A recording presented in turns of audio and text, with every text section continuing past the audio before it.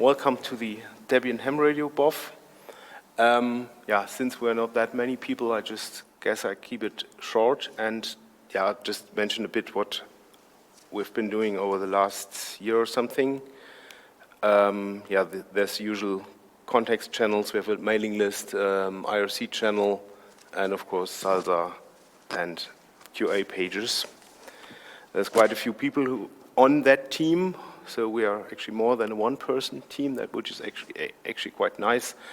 I probably shouldn't go through all the people here. I hope I haven't missed anyone doing recent work. There's also quite a few of emeritus maintainers, which I didn't mention there. I even managed to contact Erwin once on shortwave, so there's also been some actual radio activity going on between the team members. For the new packages that have been there over the last year or so-ish, one thing that I like to continue to promote, even it has been there for a bit longer, is some infrastructure package called Hamradio Files, containing the country files stuff, which is a small database file. It's just a text file, usually in CSV or format, that contains a list of all the countries on the planet, which prefixes, call signs they are using, and a few programs are using that database to map call signs to countries where people are from. And that's used by quite some logging software and stuff. So PAT is a new thing. That is a WinLink front end, which is a network that is operating mostly in Northern America, but there's also some European nodes, and I guess somewhere on the planet, but I didn't really check if it's there. That is used to forward email from shortwave radio to the internet. That has been packaged over the last year, required a few Go dependencies to be packaged. There is a new program called WF View or Waterfall View, which is a front end for ICOM transceivers that you can use to remote control the radio at home. This is something I can actually show here. So I can just start WF View here. Then tell it to connect over my VPN to the radio I have at home. And then we can actually tell it to turn the radio on. That will take a few seconds. And it should be connecting there. Sometimes it takes 5 or 10 seconds to actually power on. Let's try connecting again. If it doesn't work, we'll just skip that part. Okay, there it is coming. I can already hear the sound. And there you can see the actual waterfall of the radio signals that are there on the band. So if we can just tune to whatever frequency there. That looks like a strong signal. I'm not sure if you can hear that here. If I turn it up, just up a bit. So there's some contest going on at the moment using that frequency. And if I wanted, I could now use that radio at home for communication. I'll turn the audio down again, so that's probably not too interesting. So this transceiver is standing on my desk at home in Germany. So I'm now connected over a VPN to my home network and can now remote control that transceiver from here. I can also initiate sending, but that's a bit complicated. I can demonstrate that offline. If you're interested, we can try that later.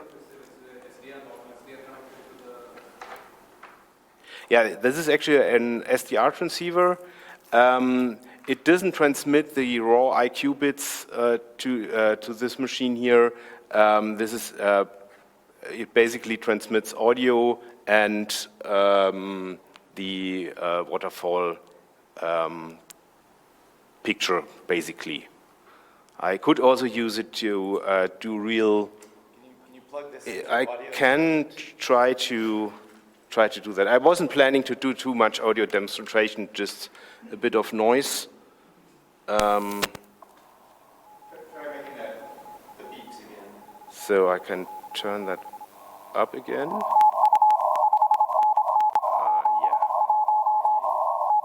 Okay, so that's actual Morse telegraphy from a contest that is running on 20 meters at the moment.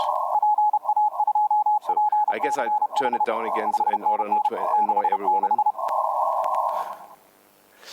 Okay, so yeah, this is this waterfall view thingy.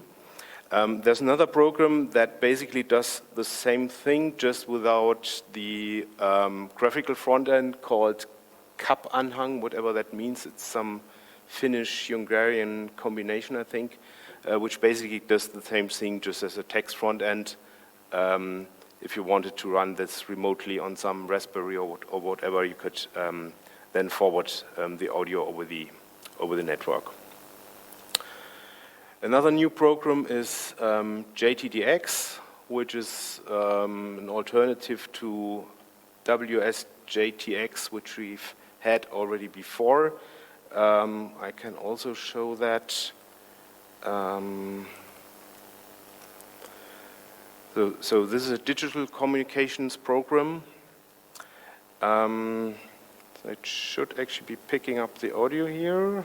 If not, I have to reconfigure it.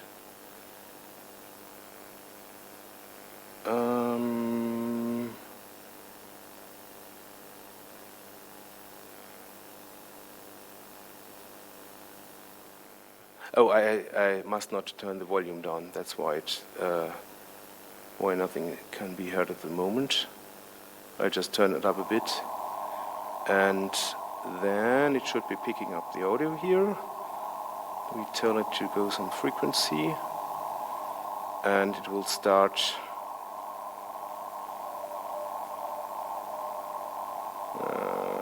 I should have tested it better before. I'll just set the frequency manually there. No, it's already there, but it's using the wrong mode. That should work better. So, this is also a waterfall, and it's now starting to decode the signals in that area, and there should be call signs appearing here. So this is actual shortwave communication going on there at the moment, and so we can see there's a British station, Russian station, Italy, Norway. Yeah, you can tell the receiver is located somewhere in Germany, because it's the countries just around there that I can hear there. So yeah, that is one of the programs that you can use to make contacts there. Okay, what else do we have? Something I would like to package in the future is SDR Angel. We already have a lot of SDR software in Debian, New Radio, several other decoders. SDR Angel is nice because it can also be used for transmitting, for sending. And SDR Angel in particular is a very powerful program that has lots of plugins that can be used to decode different communication protocols. The problem is it's also using a large number of minified JavaScript files in some API documentation. So I have to still go through lengthy copyright list and probably find some solution for that minified stuff in there. Yeah, right. And some tinkering I've been doing with the existing Debian software we have there is I was building an interface that allows me to attach some telegraphy Morse key to the computer using a small interface. There's a DigiSpark computer in there, smallish Arduino thingy that talks MIDI on a USB port, so it allows me to actually insert the Morse signals into the computer. I can also show that, just have to connect it here.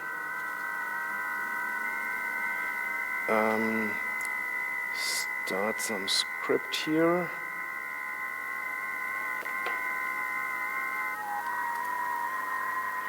And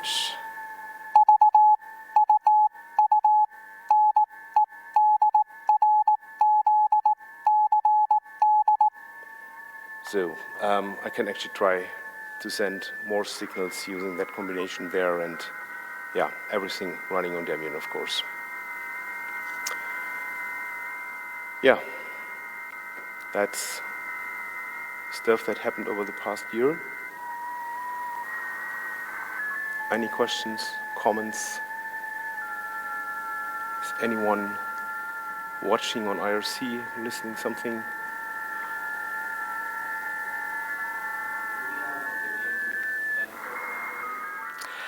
There is, or yeah, I should probably say used to be, there used to be a live CD of the ham radio stuff we have in Debian. We recently deleted it because it had not been updated for something like a decade or whatever. There are meta packages that can be used and that are being maintained, so you can tell it to install all the logbook software, all the digital communication software I was just presenting. So it's, yeah, the blend is basically inside Debian using these meta packages.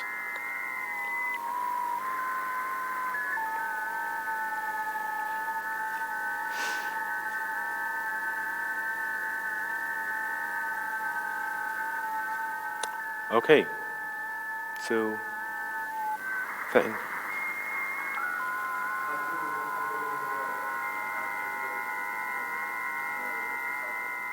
Sorry?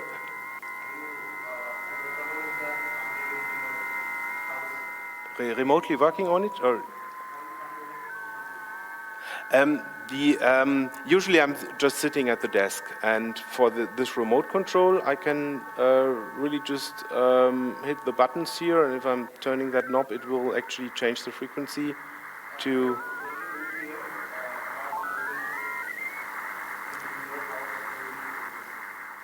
yeah, that's basically the live settings on that radio there. If you are looking on the console there, you would see the frequency changing, and so I can tune around to listen to different stations.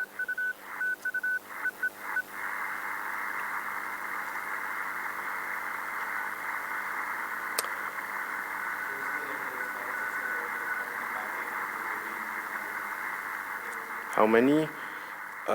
Good question.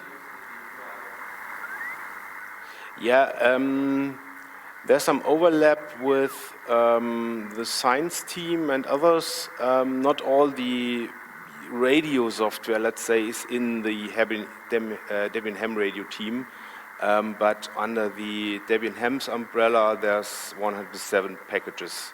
I think GQRX is one of them. No, that one is maintained somewhere else-ish, but it's of course related. Yeah, that's also one of the programs that you can use to operate a receiver. There's lots of different SDR front ends in Debian, but most of them can only be used for receiving. Of course, that's what most people want to do. Only a few can also do transmission.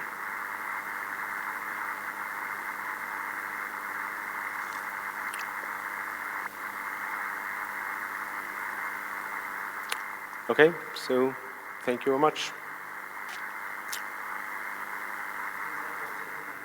Oh, okay. I guess I can also go there myself. One question is, how did you get started with ham radio? The best is, I guess, to see if one of your neighbors has interesting antennas on their house, or go to your local radio club. Just ask Google if there's something nearby, and people there will usually be very welcoming to show you around and show you how you could get started in the local community.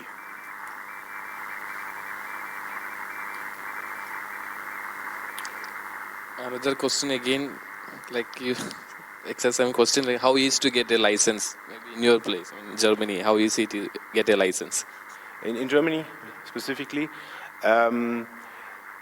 there's exams offered by the German network agency, Bundesnetzagentur, I think something like once a quarter or something, that you have to pass, and then you will be issued a call sign and can get started. Usually people tend to do a course before that. Talk to your local radio club to see how to get you on board with the electrical engineering stuff you need. It's not too hard, but you have to have some insight in how things are going. It's also possible to do studies by hand. There's online courses that you can do. A colleague of mine recently passed it, and I think he was just learning 2 weeks before and then passed it. So if you have some computer and or electrical background, it will usually be not too hard. So from where I'm, like in India, it's little difficult to get a license. You have to, there's a written exam as well, but the whole process is like take at least 1 year, I think. Okay.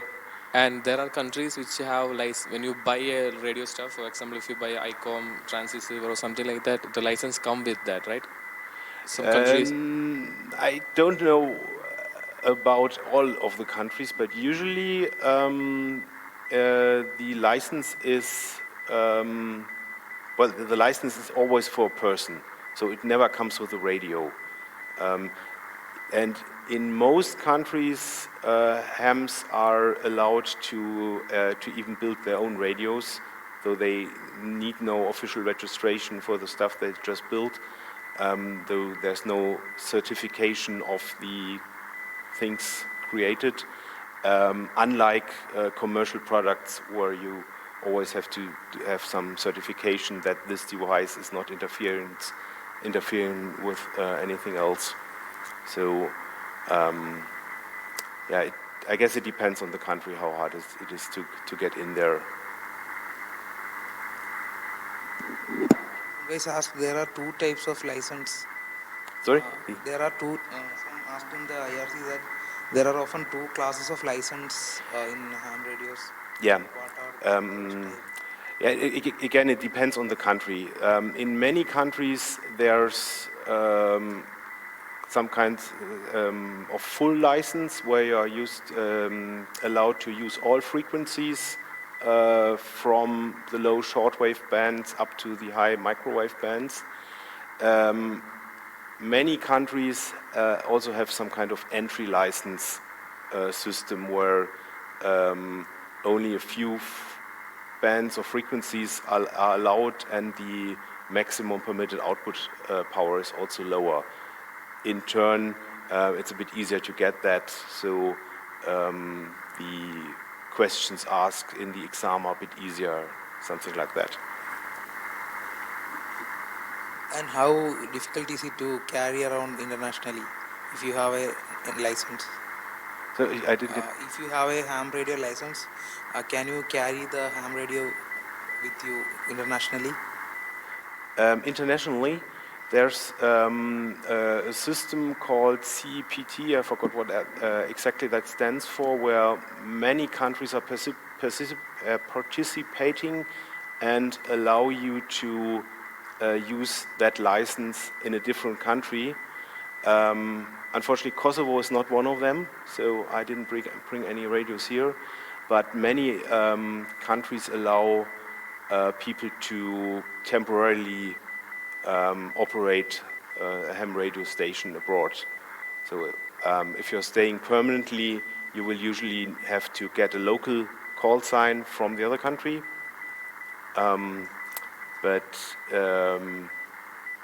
Yeah, many countries are participating in the CPT system. I'm not sure how many exactly, so I have only been checking the countries I was traveling to. Can also actually just check IRC myself.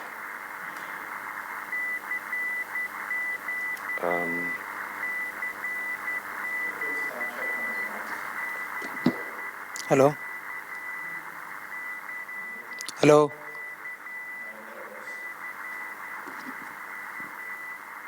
Hello? Hello?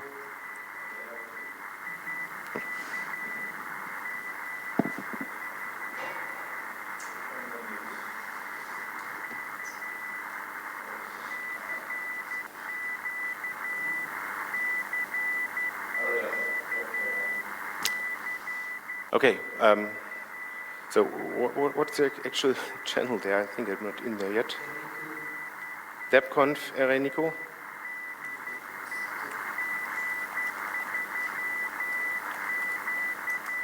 Oh yeah, there it is. Okay, sorry, so I didn't see the backlog. So in case anyone, or you can just continue reading the questions.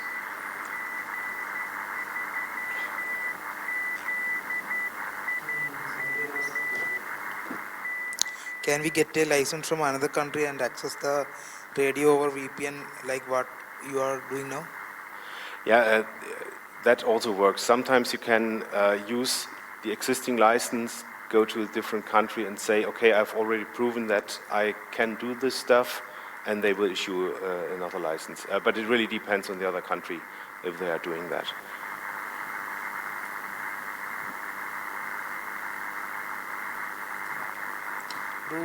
Are there any subscription service for ham equipments?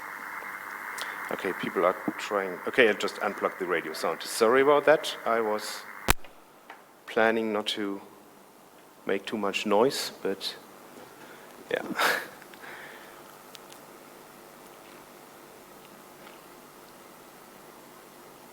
Any subscription service for ham equipments?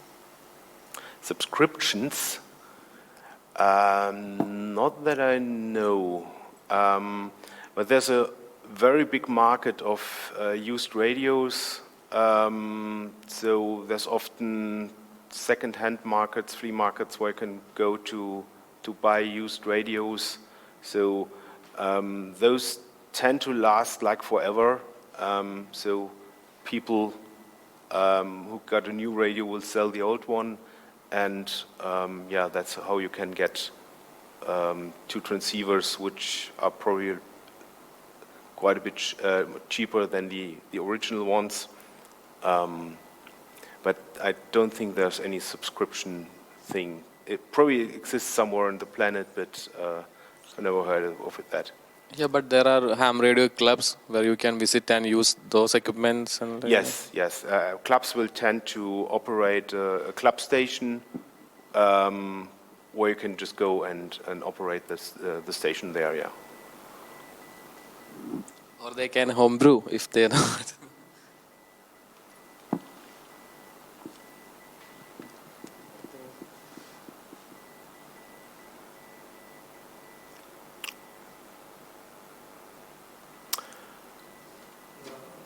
That much question only came for now.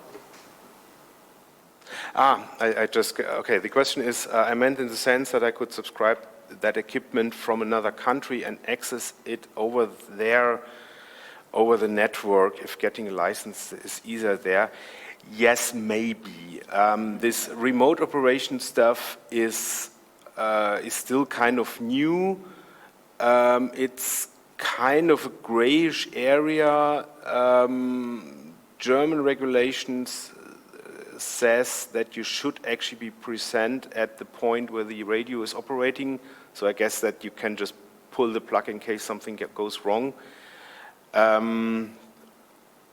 It's an open question if remote control fulfills that condition.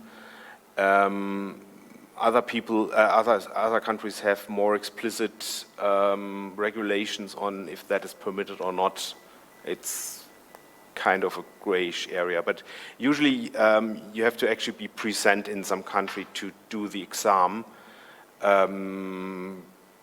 Probably live there for some time. Traveling might be enough in some cases. Yeah, it really depends on what the other country wants for that exam. One thing that does happen in practice is that a lot of people that are traveling to remote countries to activate them, as we say, tend to get a US license because US issued amateur radio licenses tend to be accepted most everywhere on the planet for getting a local license. So if you were to go to some remote island in the South Sea and try to operate there, it often helps to have a US license, but the paperwork is different for every jurisdiction. The expedition, Hamradio expeditions, that's... Yeah, we call them the expeditions. The X for distance contacts and expedition for going to remote countries that haven't been active on the air for some time. So people are actually collecting countries to see where they went to. I can show you the logbook I was doing over China. I think I have to go to my homepage first.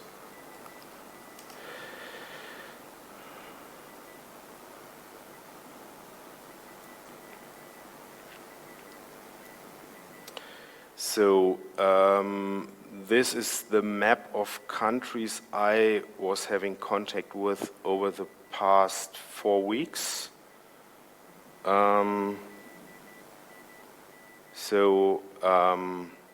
Yeah, that was quite a bit widespread. So often these, don't be confused by the numbers there. Often these were very short contacts where basically each contact just takes 1 minute or even less. So that's how I got to talk to 15 people in Eastern Russia and 18 in Sweden and so on.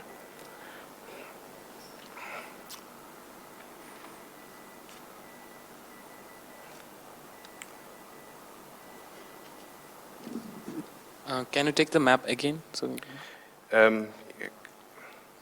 Okay. So what area is the HZ? Somewhere in the Middle East? So you mean the letters No, there? the Middle East area, the HZ. That one. That is Saudi Arabia. Okay. So so each country has internationally issued call sign prefixes. Saudi Arabia is HZ, China is B, Japan is J, and so on, which is, by the way, the same letters that you can see on airplanes. So if you see an airplane labeled with HZ, you know it's from that country. Sometimes the letters have some connections with the country, like D is Germany, Deutschland, but sometimes it's just some random combination. is that just one contact that you got from Saudi Arabia? Or? Yes, one. Okay. Yeah. That's one country that is hard to reach because there's not that many people active there. Yeah, I don't see much hams have contacted from the Saudi Arabia. That's why I got amused. Yeah. And also it depends on the propagation on shortwave, whether it's possible to get there. For example, usually there's loads of people active in the United States, of course, but at the time where I was trying to get there, the propagation just did not work to actually get there. So sometimes it's easier to go south to South America than to go in the east-western direction. So there was one more question here. Can we bridge internet over ham radio to have access to devices over large distances? Yeah, everything is about communication. There's some legal restrictions active in most places that say you must not be acting as a telecommunication provider. So the ham radio communication should really be about ham radio and related things. But that is actually being done. So there is in some places something called a HamNet, which is a Wi-Fi driven separate network that is used for data communications over longer distances. There's many different communication modes, digital or using voice, using something else. Yeah, right. Some users just pointing out that AX, I can probably just make the font a bit larger so people can follow along here. AX25 is a special protocol that is being used on the air for ham radio communication, but it is mostly being replaced by normal IP, TCP/IP, and Wi-Fi technology these days. It still has some uses in some areas, but sometimes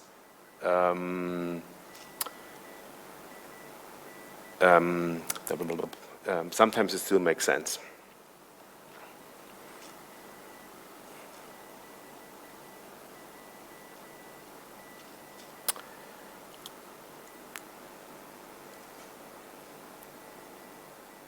Okay. Any other questions?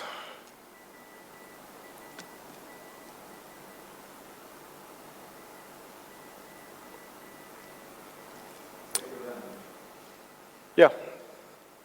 So, yeah, thanks for joining. Thank you people on the internet for joining us. Yeah.